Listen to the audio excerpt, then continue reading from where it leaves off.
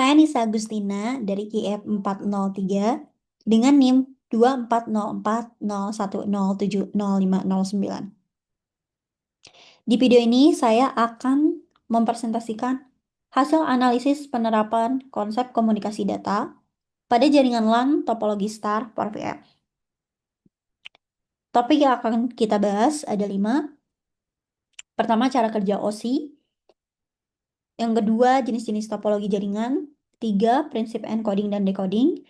4, konsep paket switching. Dan kelima, cara mendeteksi dan memperbaiki kesalahan bit dalam transmisi data. Sebelumnya saya sudah membuat topologi jaringan dari kantor saya seperti ini dengan Mikrotik sebagai pusat kendali dan ada 2 akses point, Aruba juga TP-Link dan server lokal yang terhubung langsung via kabel ke Mikrotik. Yang pertama, OSI layer. Secara konseptual, OSI layer berfungsi sebagai standarisasi untuk memetakan bagaimana data ditransmisikan antar perangkat melalui jaringan. Sebagai analogi sederhana, proses ini menyerupai mekanisme pengiriman paket logistik, mulai dari proses pengemasan barang, penulisan alamat, penyerahan kurir, hingga pemukaran paket oleh penerima. Dan di dalam arsitektur jaringan, alurnya bersifat konstan. Ketika sebuah perangkat bertindak sebagai pengirim, data akan melalui proses enkapsulasi, di mana data dibungkus dari lapisan atas hingga menjadi sinyal fisik di lapisan terbawah. Sebaliknya, di sisi penerima, terjadi proses dekapsulasi untuk membuka kembali bungkusan data agar dapat diaplikasikan oleh pengguna. OSI layer terdiri dari 7 tentunya. Layer 7 application, 6 presentation, 5 session, 4 transport, 3 network, 2 data link, dan 1 adalah physical. Layer 1 atau physical merepresentasikan infrastruktur fisik, seperti penggunaan media kabel UTP yang menghubungkan server lokal, printer, dan PC kantor secara langsung ke perangkat Mikrotik. Layer 2 data link diwakili oleh akses point Aruba dan akses point TP-Link bertanggung jawab mengelola traffic lokal, transfer antar data, berbasis MAC address. Dan layer ketiga, network, di sini adalah peran paling penting dari si router Mikrotik. Mikrotik menangani fungsi IP addressing dan routing antar subnet.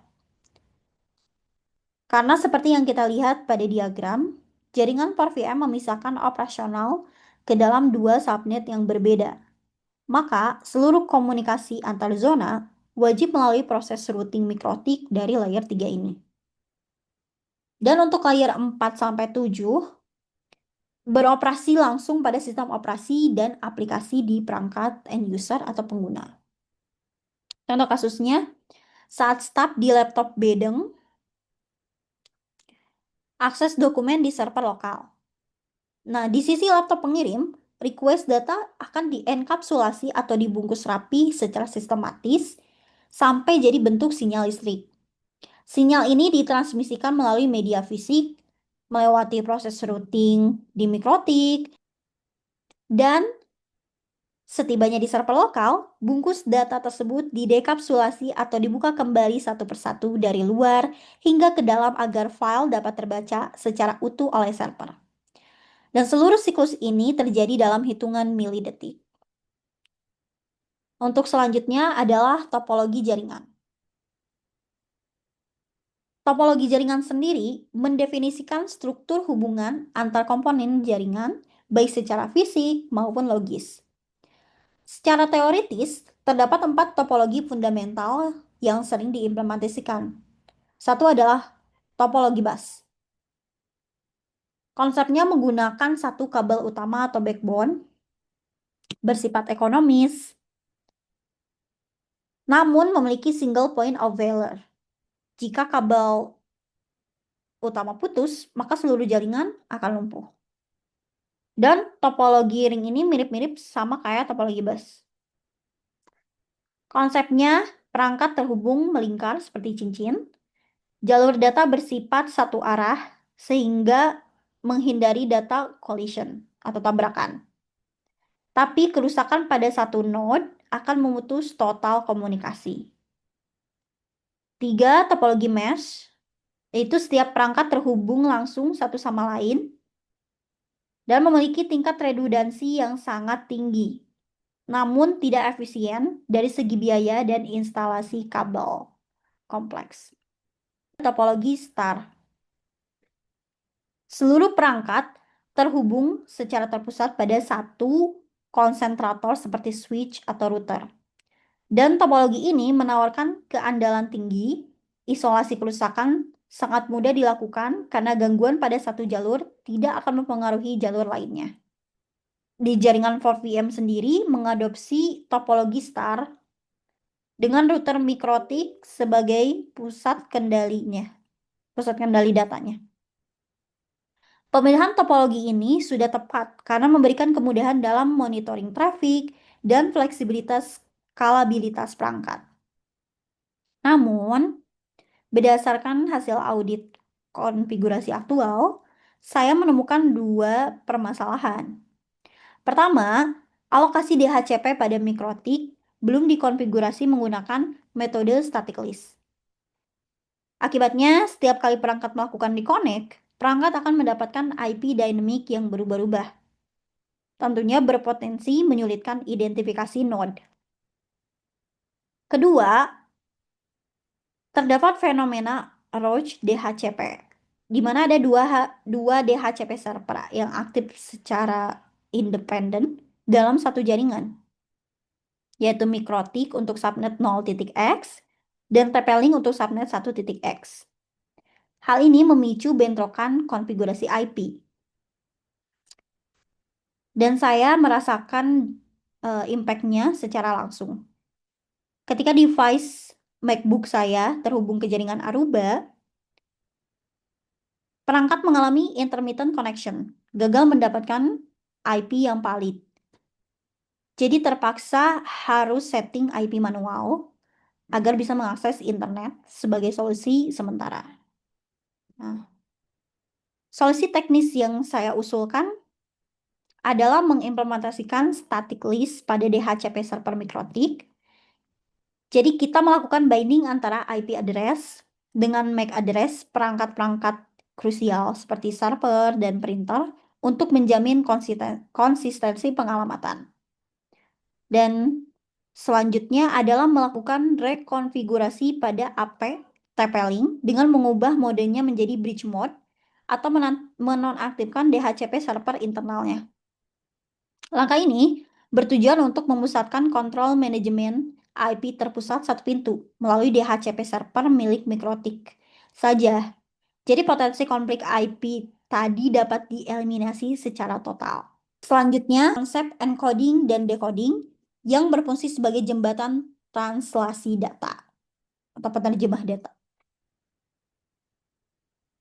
Kita kan tahu kalau misalnya komputer ini tuh cuma ngerti angka biner 1 dan 0. Tapi di sisi lain, media transmisi fisik seperti kabel, tembaga atau ruang udara hanya dapat mengalirkan sinyal analog berbentuk tegangan listrik atau gelombang elektromagnetik. Untuk konsepnya sendiri, encoding itu adalah proses konversi data digital dari sisi pengirim menjadi sinyal analog yang sesuai dengan karakteristik media transmisi. Dan decoding adalah proses sebaliknya. Di sisi penerima, yaitu menginterpretasikan kembali sinyal fisik tersebut menjadi data biner yang valid. Di jaringan 4VM, kita combine dua metode encoding yang berbeda, disesuaikan dengan medianya. Satu adalah media kabel, Ethernet UTP, yang menggunakan Manchester encoding method. Metode ini merepresentasikan bit data melalui transisi tegangan listrik di setiap pertengahan periode bit. Keunggulannya adalah menjamin sinkronisasi clock yang presisi antara pengirim dan penerima, sehingga transmisi data lokal ke server sangat stabil. Yang kedua, media wireless atau Wi-Fi, yang menggunakan teknologi OFDM atau Orthogonal Frequency Division Multiplexing. OFDM membagi saluran data digital ke dalam beberapa frekuensi gelombang radio atau subcarrier yang saling tegak lurus atau ortogonal. Penerapan kedua teknologi ini memastikan jaringan 4VM memiliki keandalan yang tinggi terhadap noise, interferensi sinyal, menjaga integritas data dari kerusakan, dan mengoptimalkan efisiensi utilasi bandwidth. Selanjutnya ada konsep paket switching, yaitu sebuah metode transmisi data yang mengoptimalkan efisiensi penggunaan jalur komunikasi. Dalam jaringan berbasis paket switching, data berukuran besar tidak akan ditransmisikan secara utuh atau gelondongan. Data tersebut akan dipotong-potong menjadi satuan yang lebih kecil yang disebut paket, dan setiap paket akan diinjeksi dengan struktur header yang memuat informasi nomor urut dan IP address tujuan. Paket-paket ini bersifat independen. Mereka dapat melewati rute yang berbeda untuk mencapai tujuan, tergantung kondisi kepadatan jalur lewat jalur lalu lintas jaringan. Dan setibanya di tujuan, perangkat penerima akan menyusun kembali paket-paket tersebut berdasarkan nomor urutnya menjadi file semula. Dan karena jaringan 4VM ini menggunakan struktur topologi star, maka seluruh paket data dari berbagai subnet akan terkonsentrasi ke satu titik, yaitu mikrotik. Sisi positifnya, paket switching memastikan seluruh perangkat mendapatkan akses bandwidth secara adil tanpa adanya monopoli jalur oleh satu perangkat. Namun, karakteristik ini juga menimbulkan resiko bottleneck. Jika volume traffic data antar subnet sedang berada pada titik puncak atau peak season dan mikrotik mengalami overload CPO, maka seluruh perangkat di jaringan 4VM akan mengalami penurunan performa secara simultan karena tidak adanya jalur alternatif atau redundant paths selain melewati mikrotik tersebut. Yang terakhir ada error detection. Error detection adalah sebuah mekanisme vital untuk menjamin validitas data yang ditransmisikan dari potensi gangguan fisik seperti induksi elektromagnetik yang dapat memicu terjadinya bit error, perubahan bit 0 menjadi 1 atau sebaliknya. Secara teori, terdapat 3 metode deteksi error yang umum. Parity check, checksum, dan yang paling andal adalah CRC atau Cycling Redundancy Check, berbasis algoritma matematika pembagian polinomial. Sementara untuk pemulihannya, dapat menggunakan mekanisme ERK, meminta pengiriman ulang paket yang cacat, atau FSC, memperbaiki error secara mandiri di sisi penerima, menggunakan kode koreksi seperti Hamming code. Pada jaringan 4VM, koneksi fisik yang menghubungkan antar komputer dan server lokal telah mengadopsi standar CRC yang terintegrasi langsung pada frame trailer protokol Ethernet di layer 2.